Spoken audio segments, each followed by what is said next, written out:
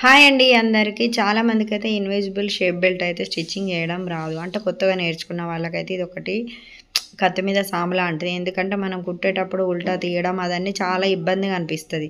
ఇప్పుడు నేను వీడియోలో చూపించే విధంగా మీరు చాలా చిన్న టిప్ అనమాట. ఈ 2 షేప్ బెల్ట్లు ఉంటాయి కదా, అంటే lining and main cloth. Lining వచ్చేసి కిందికి పెట్టేసేయండి. మెయిన్ క్లాత్ ఇప్పుడు నేను వీడియోలో చూపించే విధంగా అయితే ఇలా ఒక స్టెప్ వచ్చేసి పైకి పెట్టేసి 2 కలిపి జాయింట్ వేసుకొని కుట్టేసుకున్నట్టయితే చాలా బాగా వస్తుందండి.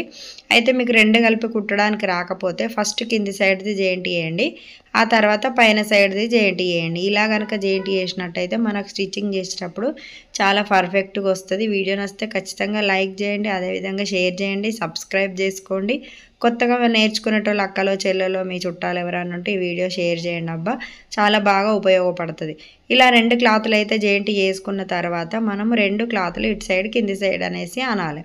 అన్న తర్వాత పైనుంచి ఒకటి గట్టి కుట్టు, అంటే ఊడిపోకుండా ఉండడానికి అనేసి అదిమిన కుట్టు అంటారు కదా, అలాంటి కుట్టు అయితే ఒకటైతే ఇట్లా వేసుకున్న తర్వాత మళ్ళీ కింద స్టెప్ వచ్చేసి మనము ఎప్పుడైనా కటింగ్ చేసేటప్పుడు ఏం చేయాలంటే లైనింగ్ కరెక్ట్ కట్ చేసుకుంటాం కదా, మెయిన్ క్లాత్ వచ్చేసి ఒక 1/2 ఇంచ్ ఎక్స్ట్రా కట్ చేసుకోండి.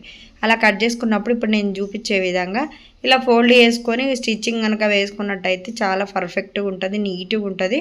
ఎక్కడ పోగులు లేస్తున్నాయి అనే ప్రాబ్లం అయితే అసలు రాదనమాట. మళ్ళీ ఎవరైనా బ్లౌజ్ స్టిచ్చింగ్ చేసినప్పుడు చూడ్డానికి కూడా మంచి ఫినిషింగ్ అనిపిస్తే మన దగ్గరికి కస్టమర్ ఎక్కువ వచ్చే అవకాశాలు అయితే చాలా ఉంటాయి. ఫినిషింగ్ని బట్టి కస్టమర్ చాలామంది వస్తారు.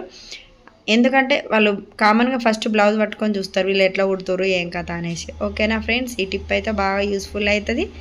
వీడియో నచ్చితే ఖచ్చితంగా లైక్ ఇవ్వండి అబ్బా.